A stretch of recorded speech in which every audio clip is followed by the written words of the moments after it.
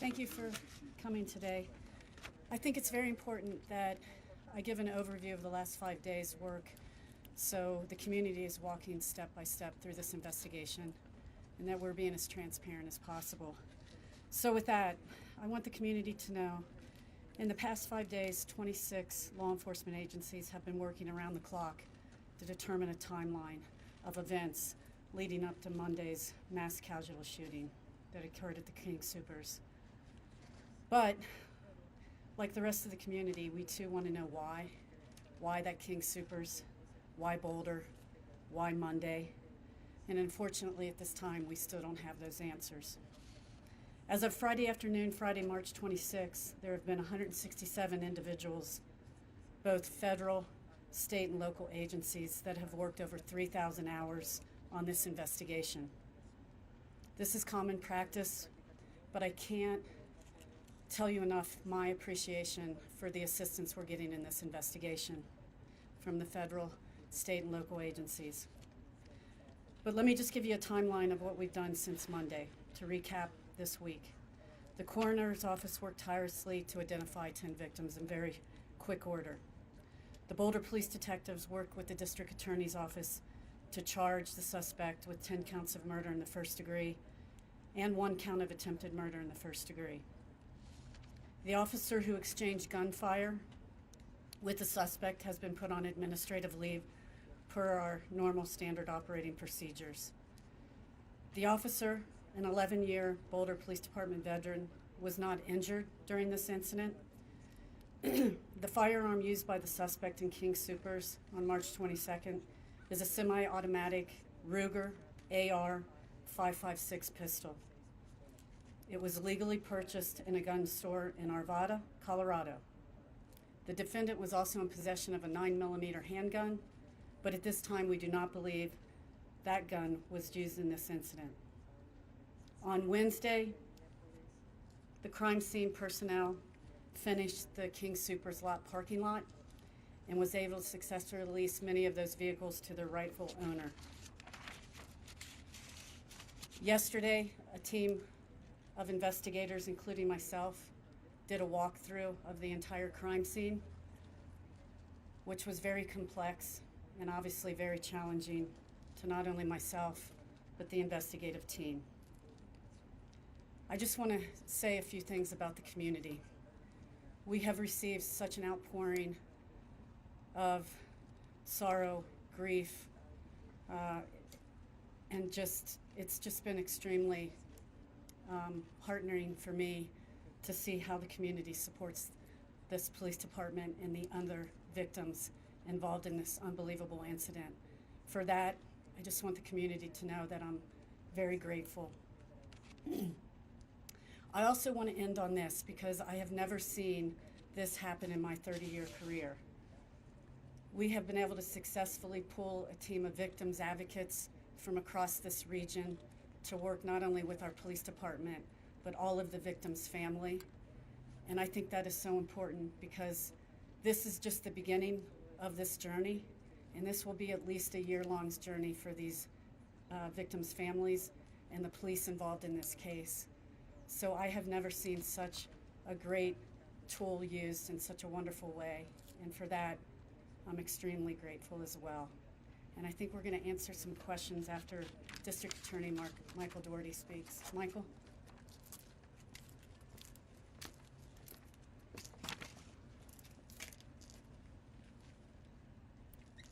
Thank you, Chief. Good morning, everyone. My name is Michael Doherty. I am the District Attorney for Boulder County. And on Monday, Boulder suffered a devastating, horrific, and traumatic attack to our community. 10 people were killed, and many others were placed in grave danger. Our thoughts and prayers are with the victims, their loved ones, and this community during the difficult time that we're all going through, and we are committed to ensuring that justice is done for each and every one of the victims and for their loved ones. Yesterday, the defendant had his first advisement in court. He was advised of his rights by the judge, and he's currently being held without bond and remains in custody. Next week, the court will announce the next court date, and we'll share that information with the community as soon as the court announces the court schedule. And at some point, we'll have a hearing. It's called a proof evident presumption great hearing, which in Colorado is required by law when someone's being charged with first-degree murder and held without bond. The court has allowed some time for that hearing to take place so that the defense attorneys and the prosecutors have time to go through all the video evidence, all the reports, and all the discovery. And again, that next court date will be announced by State Judicial next week. I do want to stress, of course, the defendant has the right, the constitutional right to a fair trial. It's important that I stress that every time I talk to the media and community for a few reasons. First and foremost, it's the right thing for me to say and the right thing for us to do, to ensure that he has a fair trial, and that at the end of the trial, he be held fully responsible for his actions. Second, I want to make sure that we use due caution in talking about the case and the facts of the case in order to protect his right to a fair trial, but also to make sure that that trial takes place here in Boulder County. If we share too much about the facts of the investigation, it's possible we'll see a motion by the defense to move this trial to somewhere else in the state of Colorado. And I want to make sure that the people of Boulder have the opportunity for this trial to be held and for justice to be done here in Boulder County. So you'll hear me say every time I meet with the press, now that charges have been filed, that the defendant is presumed innocent unless and until he's proven guilty. It will be a lengthy court process. In every murder prosecution, the process takes at least a year for us to complete. I anticipate that that will be the same in this case. So I share that with you as I do with the victims' families in every homicide case, just so you, as a community, have an understanding of how long this process is going to go for. And we will, as the chief highlighted, keep everyone updated throughout that entire process. I promise you that. I also emphasize it because over the past few days, we've seen a tremendous outpouring of support for all the victims' families and for the community members devastated by the attack that took place on Monday. It's my hope and my request that that support for the victims' families and for everyone impacted by this horrific attack continue all throughout the next few months and until justice is done in this case and beyond. They're going to need that kind of help and support for years. So we've seen a tremendous outpouring of support over the last few days. We stand now in front of a patrol car that when we met with you on Tuesday, you could see it clearly. And now you see today how many flowers are placed here. You go to King Soopers, you see the flowers and memorials that have been set up there. That support for the victims, it's my hope, and certainly my intent, to continue that throughout this entire process. The defendant's currently charged with 10 counts of murder in the first degree. He's charged with 1 count of attempted murder in the first degree. Additional charges of attempted murder in the first degree will be filed in the very near future.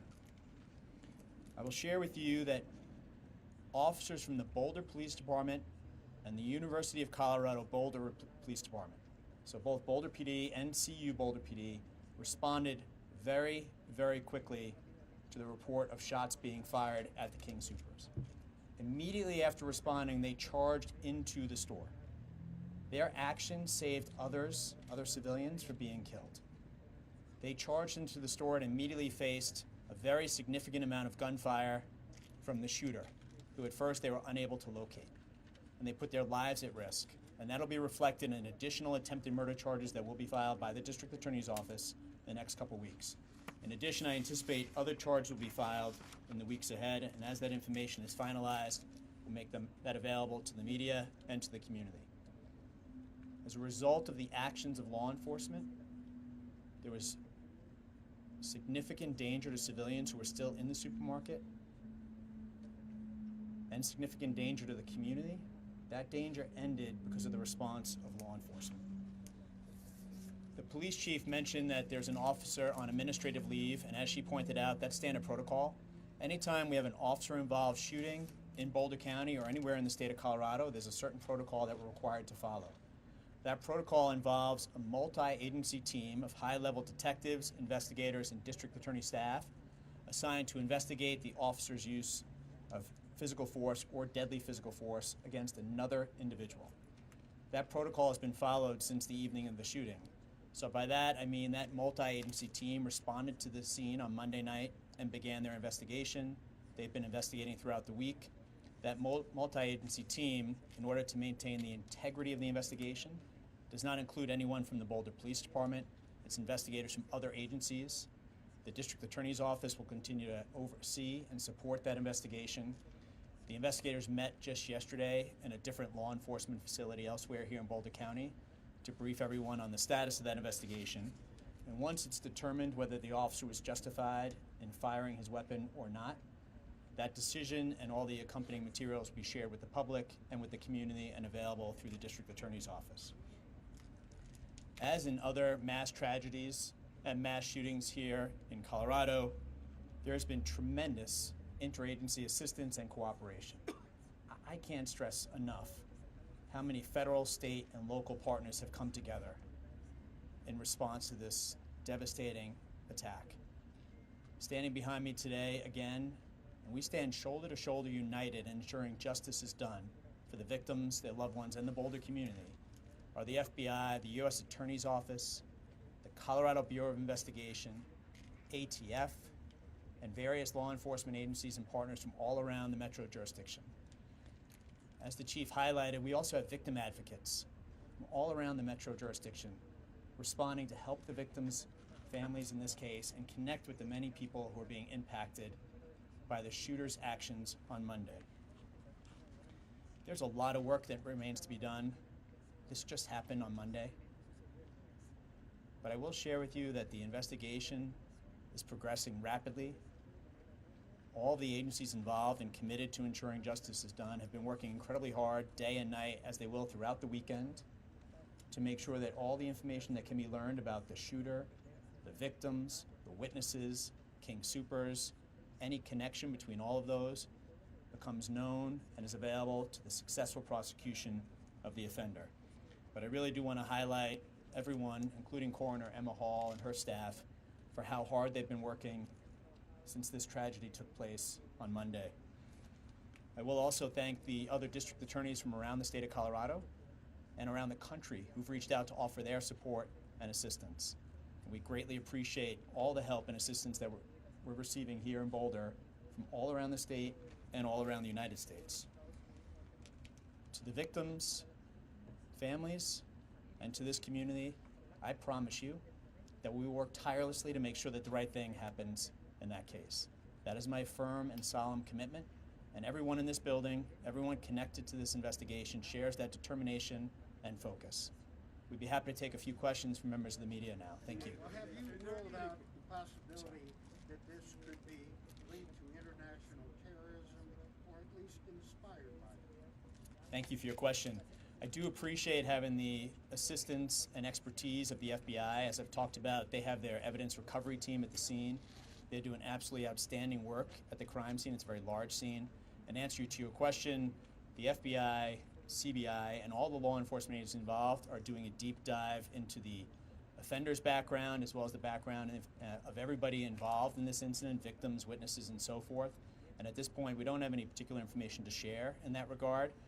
We'll continue to look into it, and any connection we could find we'll make available to the public once we determine whether it's accurate or not. Is there any indication that Elisa returned back to Syria where he was born? I don't have that information at this point. Do you think a motive, we're seeing it in a lot of these shootings, sometimes motive isn't always clear. We may never learn a motive in some of these shootings. Do you think that's possible in this case that you see it where maybe the motive is not clear or not enough for you to sort of talk about and say, well, this is exactly why this happened? It's a good question. I think the victims' families and the community are desperate to know the motive. We want to know the motive, and that's going to be the focus of all our efforts going forward. Whether or not we're able to determine it remains to be seen. As you stand here today, you can't say that you have a clear motive at this point. It's still very early in the investigation, and that's going to remain a focus for us going forward. Yes. Chief mentioned that this was a very complex scene. Can you explain more about that, Chief? What makes the scene so complex? And Sure, just the vastness of the scene. You're talking about a huge supermarket, obviously, a huge parking lot, numerous vehicles. It's just one of the most complex scenes I've ever worked personally, and that's why I'm so grateful that the FBI and their crime scene team is here, and the state CBI is here. It would take the Boulder Police Department weeks to get through a crime scene this complex, and so thanks for your question. Chief, had Elisa suspect been to this supermarket before? Any indication as to why he chose this supermarket 30 miles away from where he lived? I really do wish I could tell you that. I just don't know. And that, like the DA said, that's the focus now of what we're trying to figure out. It'll be something haunting for all of us until we figure that out. And like someone said, sometimes you just don't figure these things out. But I am hoping that we will. Hey, Chief, has the suspect talked to his attorneys, or Mr. Doherty can answer this question, has the suspect talked to his attorneys and made any kind of statements outside the court hearing that took place yesterday? Any conversations between the defendant and his counsel, of course, would be privileged and protected. We would not have that information available to us. Michael, can you say anything or give us any insight about any possible further review of the gun purchase that was made at the Eagles Nest Armory in Arvada by the suspect? As the chief indicated in her remarks, the suspect is believed to have used an AR-556 pistol that was purchased legally in Arvada, Colorado. He was also in possession of a 9mm handgun, and at this point in time, it's not believed that that was used during the incident. The ATF and FBI have done a tremendously thorough investigation into the guns that he had on him that day, as well as other firearms that might be connected to him, and that investigation is ongoing. What about What the can you say to the magazine? community who, you know, when you purchase a gun legally, when there are so few red flags, what is the answer going forward about how to prevent these things? So I've spoken loud and clear over the years since becoming district attorney about the need for us to reduce gun violence in Colorado and throughout the United States. And at this point in time, those discussions and real action needs to continue. I'm going to remain very focused on this case. It is my primary focus. And today we stand just a few days after this mass shooting. And I'm going to keep the victims and their loved ones and the successful prosecution of this case as my focus. Chief, were any of the victims hit by friendly fire? I do not believe so at this time. Obviously, we're going to be investigating this for weeks and weeks, but at this time, I just don't know that. You mentioned Chief, do you know how many the gun shots was were legally fired by the purchased? gunman? How many shots the gunman fired? I don't have that information. Michael, do you have that information? I do have a preliminary idea as to how many shots were fired. We're not ready to confirm the number yet. It's a painstakingly thorough investigation being conducted by the FBI evidence recovery team. So to answer your question, yes, we do know the number, but we're not ready to finalize that number and confirm that it's accurate. If you picture a supermarket, picture all the shelves, all the products, everything. They're going through every single shelf, pulling everything off the shelves, looking in the walls, and that is going to continue throughout the weekend. And once that crime scene is released, we'll be in a position to announce the number of bullets that were fired by the shooter in this case. And Mr. Doherty, do you know if it was a high-capacity magazine that was used? Do you know if that was a legal magazine, or if he maybe purchased a kit? So more information on the firearms will be released in the future, but at this point, this is all we're going to say on the firearms. We're still conducting a very thorough investigation with the help from the ATF and the FBI on the firearms that he had on him that day and other firearms within his possession. Michael, do you know if the suspect was shot by operatives on his investigators? Has his family, have they been able to shed any light on the days leading up to this? Thank you for your question. I'm not going to talk about any particular witness. What I would say is if anybody out there has any information, I really encourage you to contact the Boulder Police Department or the FBI tip line with information. And for witnesses who have been cooperative with the investigation, we greatly appreciate that cooperation. It's going to allow us to ensure that justice is done in this case, and it's my hope that all witnesses will cooperate going forward. Do you know how many people were inside the grocery store? Because I know you said you're going to bring the temperature chart on the murder. But we don't really have an idea how many people were actually inside. It was a grocery store in the middle of the day. So from your own experience, we've all been to the supermarket. That's how many people were there. And the defendant, but for the actions of law enforcement and the quick thinking by a lot of the people in the supermarket, this would have been much, much worse in terms of the number of victims. In answer to your question, it's been reported that there have been security concerns around the defendant. That's not exactly unusual necessarily. I don't have any specific information, but there have been other cases where there might be a particular concern and the individual's moved to another facility. And that's all I have on that particular question. Do you have any information about a stop at another Cooper's, I think the day after the shooting or something, involving the Arvada police? You told us to ask at the press conference, so I wanted to see if you had any information, whether it was related to this or something else. So your question is about a different individual after this mass shooting took place? I don't have any specific information on that at this time. Was the shooter attacked by anyone in the store while? Did you say attacked? Yeah, did anyone try and? Okay.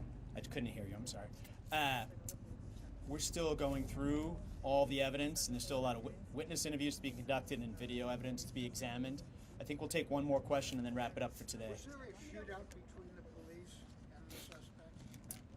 So shots were fired between the police and the suspect, yes. And that's why there's a police officer on administrative leave now, which again is our standard protocol in Boulder County. Anytime an officer discharges his or her firearm, the Boulder Police Department puts that individual on administrative leave, and we initiate our officer-involved shooting protocol to conduct a thorough investigation and make sure that we determine whether the discharge of the firearm was justified or not. The leg wound, is that from an officer's shot? Do you know at this time? It's too early for us to confirm that. Thank you.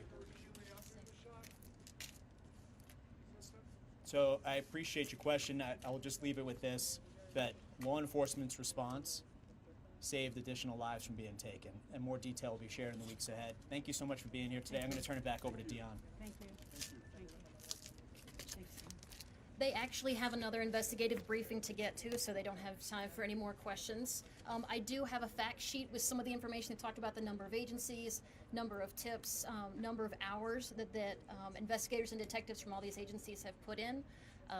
But this is all the information we have for this morning's press conference. Thank you. Do you have those to hand out? Yep. And I will email it as well. Okay, I great. printed out a number of